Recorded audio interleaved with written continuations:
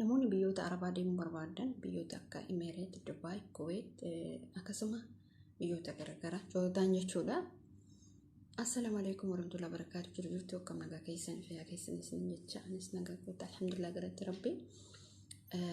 Namoonni biyyoota Arabaa deemuu barbaadan aloo jechuun obsaa dubbisuu dandeettu akkasumas didaatu dubbisuu dandeettu jechuudha. Obboleen kiyyaa biyyoota Arabaa deemuun duratti karaa obsaa teeknootii fi karaa didaatuutiin biyyoota Arabaa namoonni karaa seera qabeessa ta'een namoonni deemuu barbaadan aloo jechuu bicha ijoollee kana lamaan dubbiftu jechuudha.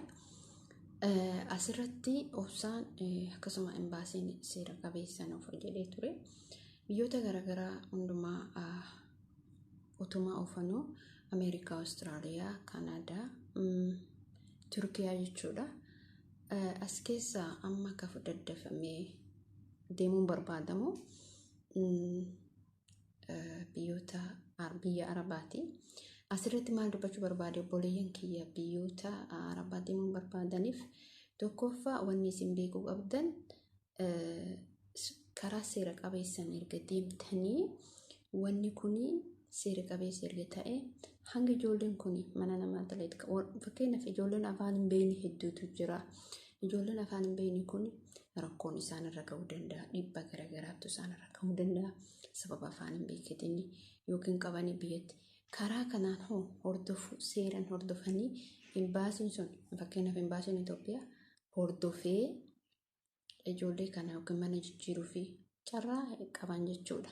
Maaliif akkuma baasii guddaa baasanii maatii isaanii biraa socho'uuf jijjiirra jedhanii isarraa kan ka'e amma asitti hordofamuu qaban jechuudha ijoolleen kun. Innis biyya hambaa keessattuu jiru warri afaan hin beekne baay'ee rakkisa waan ta'eef ijoollee kana rakkoon isaanirra kan hin geenyeef mana jijjiiruu barbaadan mana jijjiiruu fi kana jechuudha yeroo biyya amma fakkeenyaaf obsaan fa'aa akkasuma didaatuun fa'aa waan kanarratti sirriitti nama kennu ijoollee meeqa kamtu biyya hambaa keessatti miidhamee biyya hambaa keessatti sammuun isaanii tuqamee yeroo achi baatan yeroo biyya sana fakkeenyaaf akkana jedhanii dubbatama sirriidha.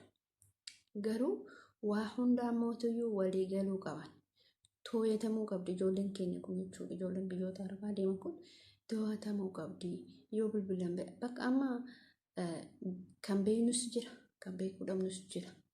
Amma fakkeenyaaf Dubaay keessatti ijoollee meeqatu fakkeenyaaf Joordaan keessatti ijoollee meeqatu akkasuma Kuweet, Bahareen biyyoota kana keessatti ijoolleen keenya irra miidhama namni hin beekuuf jechuudha. Maaliif achii oofuu laalan malee mallaqa fudhatanii achi oofuu laalan malee ijoolleen kun yeroo rakkoo amma ijoollee tokko qabanii faagalchuu gara biyyaatti deebisuu otoo isin ji'an gootinni otoo isin ji'an saniin xumuriin fa'aa yookiin gara imbaasiitti deebisuu hin danda'anii. Kanaaf hojiin keessan bareedaa obsaan fa'aas didaanillee akkasuma waan akkasii eegalaa jira. Asirratti maal dubbachuun barbaade ijoollee keenya akkuma ooftanii hordofuun dirqama keessan yoo isaan mana jijjiiran imbaasiin achi keessa jiru sun seeraan mana isaanii jijjiiruuf jechuudha. Mana isaanii jijjiiruuf isaanillee gorsee yeroo biyyaa baatan gorsa adda addaa fudhachuu qabdanii akkuma namni tokkoffaa manaa ba'uun hamaadha. Abadan hanga fedhe malleen yoo isin kenname ijoolleen afaan beektu afaan hin beeknellee mana seentan hin ba'ina. Maaliif rakkoodha ala dalaguun ni ulfaata. Dhugaa birrii dhibba takka yoo mana dura seensisan dalagatte baay'ee bareeda kabaja qabda nagaan biyya keessatti galta.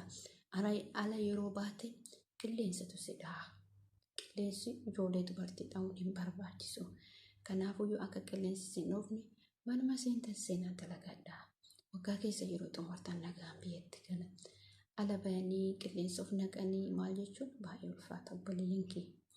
Kanaafuu waan isin gorsuu barbaadu hedduutu jira. Ijoollee keenya amma Ramadaanis dhufuu qaba waan ta'eef biyyoota garaagaraa hedduutu deemuu barbaada. Obboleen keessanis warroonni na dhageeffatta warroonni afaan kee dhageeffatta warroonni biyya hambaa keessa jirtan obboleen keessa socho'uuf deemtan ijoollee keessan gorsaa. yoo fi keetti ala dalaydde akka of keetti ala dalaydu sen obboleetti kee ala baaftee hin dalaysiisi maaliif mallaqa otoo laallee waan sirra laaluu qabda murmaaltu natti dhufaa boru rakkoo akkamtu na qunnama jechuudha mallaqni hanga fedhe hoo dalagame isin duniyaan hin barafattu duniyaan tun rabbi yoo barakaa keessa si kaa'e malee isin uumaa wanti jechuudha garuu waan xiqqoon dalagatte barakaa keessa si kaa rabbi ijoollee meeqa kamtu jira mallaqa guddaan akka dalaganii ala dalaganii jiraatan isaan eessa jiran ijoolleen himmootu mallaqa xiqqaan dalagataniis jira wanni xiqqoo yoo dalagatte alhamdulillah jette rabbiin barakaa keessa si kaa akkasiin jechuu barbaada obboleen kiyyaa viidiyoon kee kun yoo isin tolee laayik gochuun hin dagatinaa viidiyoo biraatiin immoo walitti deebinutti nagaan turaa sheer gochuudhaan nu bira dhaabbadha akkasuma ijoollee keenya kana yuutuubar isaanii dhaqaatii lakkoofsa obsaa teknoo achirratti maxxansee jiraate taaneen akkasuma jechuudha karaa isaanii dubbisaa isin jechuu barbaada amma viidiyoo biraatiin walitti deebinutti nagaatti.